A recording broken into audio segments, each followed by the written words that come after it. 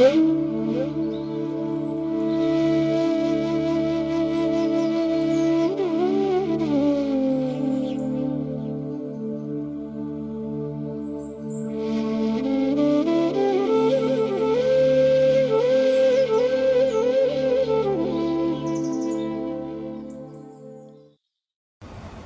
নমঃ শ্রী অতিরাজায় বিবেকানন্দ সুরয়ে সচ্চিৎ সুখস্বরূপায় স্বামিনে তাপহারিণে। নমস্কার। শ্রী শ্রী ঠাকুর, শ্রী শ্রী মা এবং স্বামীজি মহারাজের আতুল চরণে ভুলুণ্ঠিত প্রণাম জানাই। প্রাণারাম বাংলা ইউটিউব চ্যানেলে সম্প্রচারিত সৎকথায় প্রতিদিনের মনন এই ধারাবাহিক অনুধ্যানে আজকে অত্যন্ত পুণ্য পবিত্র দিন, কারণ আজকে সেই 11ই September. The art institute of শিকাগোতে 1893 সালের 11ই সেপ্টেম্বর প্রথম উদ্বোধন হয়েছিল যে ধর্ম মহাসভার, তার প্রায় অনেক বছর অর্থাৎ 2018 সালে সেটির 125তম বর্ষ পূর্তি হয়েছে।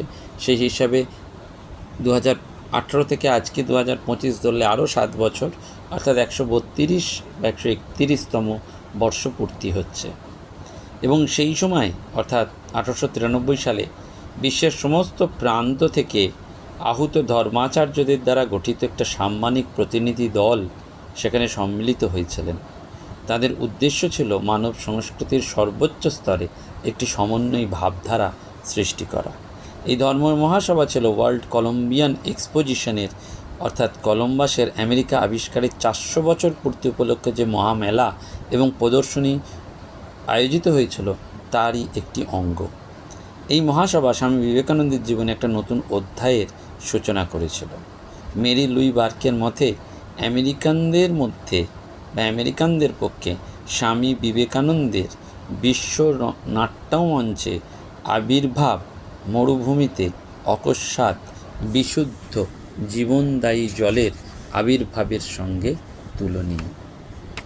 এবং এই যে শিকাগো বক্তৃতা, সেটি আমরা এই 11ই সেপ্টেম্বর দিনটিকেই বারবার পালন করি,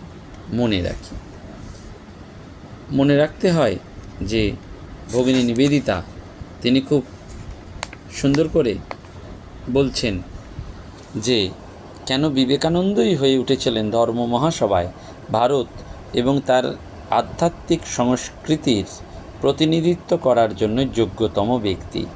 কারণ তার সম্পূর্ণ হৃদয় এবং আত্মা হয়ে উঠেছিল দেশের জীবন্ত মহাকাব্য।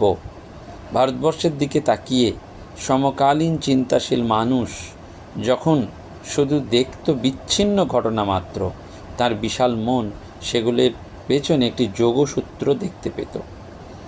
তার ছিল সর্বাপেক্ষা বিশ্বজনীন একটি মন, যার সঙ্গে যুক্ত হয়েছিল নিখুঁত ব্যবহারিক সংস্কৃতি।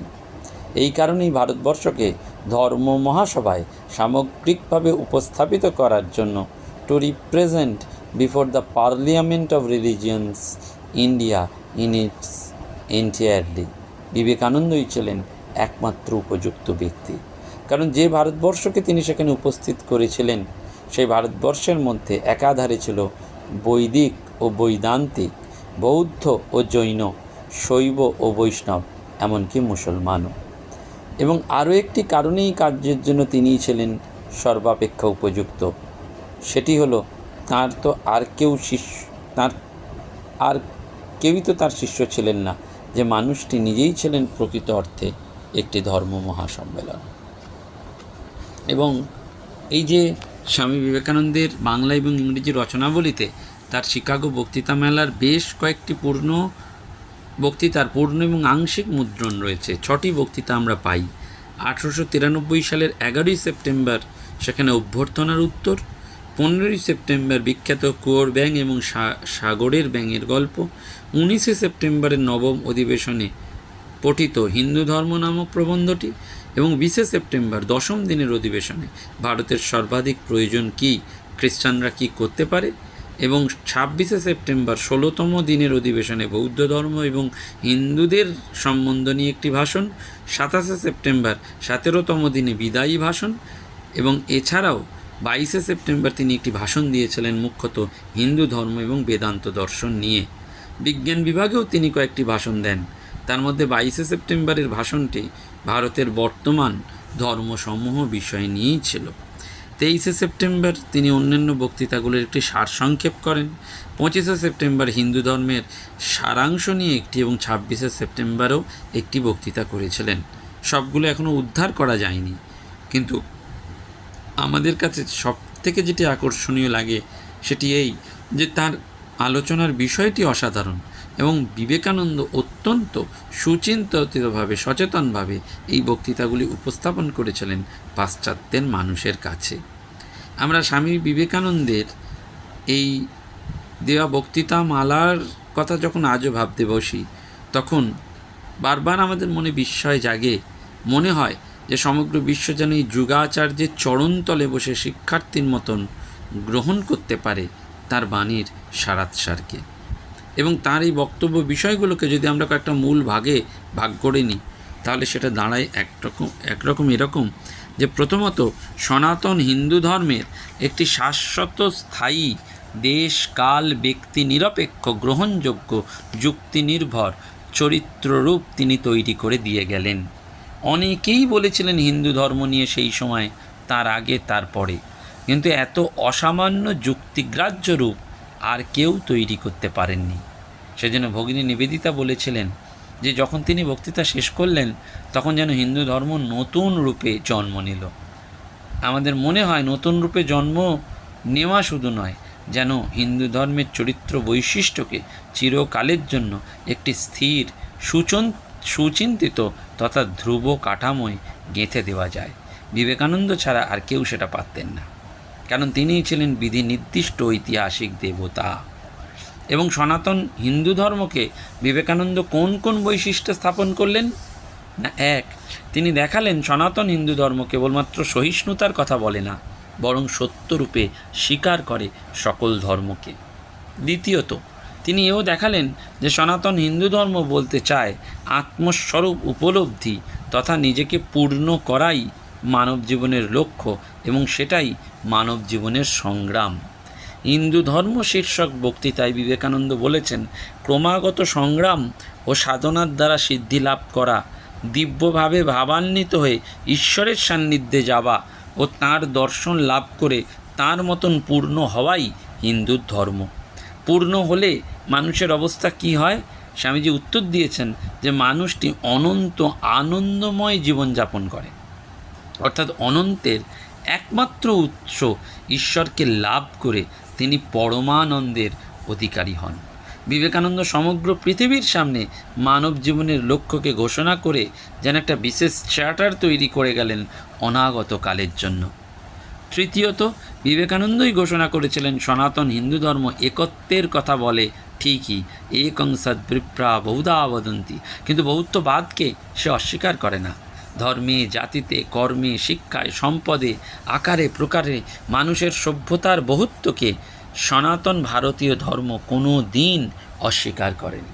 সেই জন্য হিন্দু ধর্ম বক্তৃতায় বিবেকানন্দ খুব চমৎকার একটি সিদ্ধান্ত বাক্য বলেছেন, বহুত্বের মধ্যে একত্বই প্রকৃতির অবস্থা। হিন্দুরা এই রহস্য ধরতে পেরেছে, একত্বকে তারা যেন বুঝতে পেরেছে, ঠিক তেমনি বুঝতে পেরেছে এই একত্বের দিকে যাত্রার পথ আসলে বহুত্বকে স্বীকার করা। এই দুইকে স্বীকার, উপলব্ধি এবং এই দুইকে নিজের জীবনে রূপায়ণের মধ্যে দিয়েই সনাতন হিন্দু ধর্ম পৃথিবীর সামনে নিজের চরিত্রকে প্রকাশ করতে পেরেছে। চতুর্থত, বিবেকানন্দ দেখালেন হিন্দু ধর্ম তথা সনাতন ভারতীয় ধর্ম মানব সাধনার বিভিন্ন স্তরকে স্বীকার করে, যে স্তর বাহ্য পূজা থেকে শুরু করে আত্ম উপলব্ধি পর্যন্ত, একত্বের অনুভব পর্যন্ত শেষ সীমায় পৌঁছনোর কথা বলে। হিন্দুর দৃষ্টিতে মানুষ ভ্রম থেকে সত্যে যায় না, পরন্তু সত্য থেকে সত্যে, নিম্নতর সত্য থেকে উচ্চতর সত্যে উপনীত হয়। হিন্দুর কাছে নিম্নতম জড় উপাসনা থেকে বেদান্তের অদ্বৈতবাদ পর্যন্ত সাধনার অর্থ অসীমকে উপলব্ধি করবার জন্য মানবের বিবিধ প্রচেষ্টা। মানুষ চেষ্টা করে, সাধনা করে সত্যকে পাওয়ার জন্য, কিন্তু তা তো মুহূর্তে সম্ভব নয়। প্রতি মুহূর্তে নিজের সীমাবদ্ধতাকে কাটিয়ে ওঠার জন্য মানুষের যে সাধনা, সে সাধনাই হলো বিশ্বের উন্নতির একমাত্র সাধনা। যে মানুষ সংকুচিত, সংকীর্ণ, সীমাবদ্ধ, সে কখনো আপন হতে বাইরে দাঁড়া, বুকের মাঝে বিশ্বলোকের পাবি সারা, এই উপলব্ধিতে উত্তীর্ণ হতে পারে না।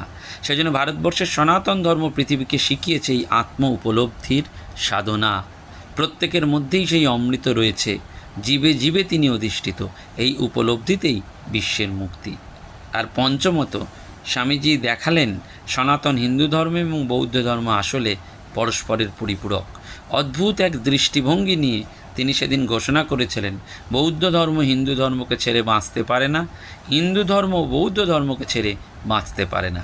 সেজন্য বিবেকানন্দের উপলব্ধি ছিল সনাতন ভারতীয় বৈদান্তিক ধর্মের মধ্যে প্রকাশ পেয়েছে মেধা, আর বৌদ্ধ ধর্ম প্রকাশ করেছে অদ্ভুত বা অপূর্ব করুণাকে। ভগবান বুদ্ধ আহ্বান করেছিলেন, চরদ ভিকবে চারিকম বহুজন হিতায় বহুজন সুখায় লোকানুকম্পায় আর্তায় হিতায় সুখায় দেব মনুষ্যানাম। সনাতন হিন্দু ধর্মের মেধা আর বৌদ্ধ ধর্মের এই অভূতপূর্ব করুণার শক্তি নিয়ে আগামী পৃথিবী জন্ম নেবে। সমস্ত অসার ক্রূরতাকে চ্যালেঞ্জ জানিয়ে এটিই ছিল বিবেকানন্দের স্বপ্ন। সেজন্য এই হিন্দু ধর্মের 5টি বৈশিষ্ট্যকে স্বামীজি শিকাগো বক্তৃতা মালায় প্রকাশ করেছিলেন, এবং তিনি এরই সঙ্গে ঐতিহাসিকদের নিরাবেগ তত্ত্বনিষ্ঠ দৃষ্টি নিয়ে প্রকাশ করেছিলেন ধর্মান্ধতা এবং ঘৃণার ফল কি হতে পারে। শিকাগো বক্তৃতা মালার তৃতীয় অন্যতম বক্তব্য ছিল বিশ্বজনীন ধর্মের ধারণাকে প্রতিষ্ঠা করা। সনাতন হিন্দু ধর্ম সত্য, নিঃসন্দেহে ঠিক, কিন্তু অন্য কেউ তো বলতে পারে, কেন আমরাও সত্য, ইসলামও সত্য, বৌদ্ধ ধর্ম সত্য, জৈন ধর্মও সত্য। সেই জন্য স্বামীজি বললেন, খ্রিস্টানকে হিন্দু বা বৌদ্ধ হতে হবে না, অথবা হিন্দু বা বৌদ্ধকে খ্রিস্টান হতে হবে না, কিন্তু প্রত্যেক ধর্মই অন্যান্য ধর্মের সারভাগগুলো গ্রহণ করে পুষ্টি লাভ করবে এবং স্বীয় বিশেষত্ব বজায় রেখে নিজ প্রকৃতি অনুসারে বর্ধিত হবে। এটি বিশ্বজনীন ধর্মের মূল ভিত্তি। নিজের ধর্মের প্রতি নিষ্ঠাকে বিসর্জন দিতে হবে না, কিন্তু সেই নিষ্ঠা যেন কোনোভাবে আমাদেরকে অন্য ধর্মের প্রতি ঘৃণায় প্রযুক্ত না করে। যদি সেটি করে তাহলে আমার ধর্মের প্রতি নিষ্ঠা আছে এমনটি আমি বলতে পারি না, কারণ আমার ধর্মের ভগবান যে ওই ধর্মেরও ভগবান, আমার ধর্মের সর্বোচ্চ সত্য যে ওই ধর্মেরও সর্বোচ্চ সত্য। সেই জন্য শিকাগো বক্তৃতা মালার শেষে বিদায়ী সম্ভাষণে স্বামীজি এইভাবেই বিশ্বজনীন ধর্মের একটা অপূর্ব ভিত্তি রচনা করেছিলেন, মানব জীবন এবং ধর্মের নতুন চালচিত্র নির্মাণ করেছিলেন, এবং অজস্র সহস্র বিভেদের মধ্যে মানব সভ্যতার বেঁচে থাকার একটা মহা সনদ তিনি দান করে গিয়েছিলেন অগণিত মানুষের জন্য। সেজন্য সেই 130 বছর আগেও উচ্চারিত কম্বু কণ্ঠস্বর আমাদের কানে বাজে, অমৃতের পুত্র কি মধুর ও আশার নাম, হে ভাতৃগণ, এই মধুর নামেই আমি তোমাদের সম্বোধন করতে চাই। সেজন্য এই ধর্ম সম্মেলন সত্যি সত্যি পাশ্চাত্যে শুধু নয়, প্রাচ্যেও একটা জাগরণ ঘটিয়েছিল। স্বামী বিবেকানন্দের উপলব্ধির কথা ব্যাখ্যা করতে গিয়ে জোসেফিন ম্যাকলাউড সেই জন্য বলেছিলেন, he use to make us realise there is nothing secular in life, it was all holy. Always remember you are incidentally an American and a woman, but always a child of God. Tell yourself day and night who you are, never forget it. অর্থাৎ তিনি স্বামীজি প্রত্যেক মুহূর্তে উপলব্ধি করাতেন যে জীবনের কিছুই ঐহিক নয়, সবটাই পবিত্র। সব সময় মনে রেখো ঘটনাচক্রে তুমি আমেরিকান এবং নারী, কিন্তু ঈশ্বরের সন্তান ছাড়া তুমি আর কিছু নও। সর্বক্ষণ এই কথাটি মনে রেখো এবং কখনো ভুলো না। সেজন্য শিকাগো ধর্ম সম্মেলনে স্বামীজির ভাষণ পাশ্চাত্য জীবনে বা পাশ্চাত্য মহলে বুদ্ধিজীবী এবং মননশীল মানুষকে প্রবলভাবে নাড়া দিয়েছিল। এবং ঈশ্বর, মানুষ, ধর্ম ও সেবা, মানবিক মূল্যবোধ এবং সামাজিক কর্তব্যবোধের মধ্যে যে একটা পারস্পরিক অঙ্গাঙ্গী সম্পর্ক রয়েছে, সেটা পাশ্চাত্যের মানুষের কাছে বিবেকানন্দের মতন এর আগে আর কেউ বলতে পারেনি। সেই জন্য অধ্যাপক এল ব্যাসাম বলছেন, Vivekananda would always be remembered for initiating the counter attack from the east. ভারতের জাগরণ ঘটেছিল এবং বিদেশেরও জাগরণ ঘটেছিল। সেজন্য বিনয় সরকারের কথা ধরেই বলা যায় যে স্বামীজি স্বদেশের এবং বিদেশের উদ্ধত অত্যাচারীদের যেমন জুতো মেরেছেন, তেমনি সম্ভ্রান্ত ইংরেজ এবং আমেরিকানরা তার জুতো খুলে দিয়েছেন, পায়ের নখ কেটে দিয়েছেন। এবং সেটা এমন এক সময় যখন গণ্যমান্য বহু ভারতীয় ইংরেজদের পদলেহনে ব্যস্ত, আর সাধারণ মানুষ অসহায়ভাবে ব্রিটিশ শাসকদের পদাঘাত মুখ বুজে সহ্য করেছেন। স্বামী বিবেকানন্দের এই শিকাগো বক্তৃতা তাই জাগরণের কথা বলে, এবং আজও বারবার মনে রাখতে হয় যে এইটি যেন আমাদের সেই পরবর্তীকালে বেদান্ত প্রচারের একটা কথাই, যেটি ব্রহ্ম নিরূপণের পদ্ধতির কথা বলে। সেজন্য আমাদের বারবার মনে রাখতে হবে যে চক্রবর্তী রাজা গোপালচারীর কথা, যে আমাদের আধুনিক ইতিহাসের দিকে ফিরে তাকালে যে কেউ স্পষ্ট দেখতে পাবে স্বামী বিবেকানন্দের কাছে আমরা কত ঋণী। ভারতের আত্মমহিমার দিকে ভারতের নয়ন তিনি উন্মিলিত করে দিয়েছেন। এবং অরবিন্দ পরবর্তীকালে বলেছেন, বিবেকানন্দই আমাদের জাতীয় জীবন গঠনকর্তা, তিনি ইহার প্রধান নেতা। তাই কাল যাহা তাহার আদর্শ ছিল, আজ সেই আদর্শ লইয়াই ভারতবাসী জীবন পথে অগ্রসর হইয়াছে। নমস্কার, ধন্যবাদ। আমাদের দুর্গাপূজার সেবা পর্ব আরও কিছুটা বাকি। যারা সহযোগিতা করতে চান, এই 11ই সেপ্টেম্বরের পুণ্য দিনে আমি আহ্বান জানালাম যে সমস্ত দিক থেকে সহযোগিতা করার জন্য আপনারা আমার পাশে এই সেবাযজ্ঞে আহুতি দিতে পারেন। নমস্কার, ধন্যবাদ। প্রাণারাম প্রাণারাম প্রাণারাম প্রাণারাম প্রাণারাম প্রাণারাম,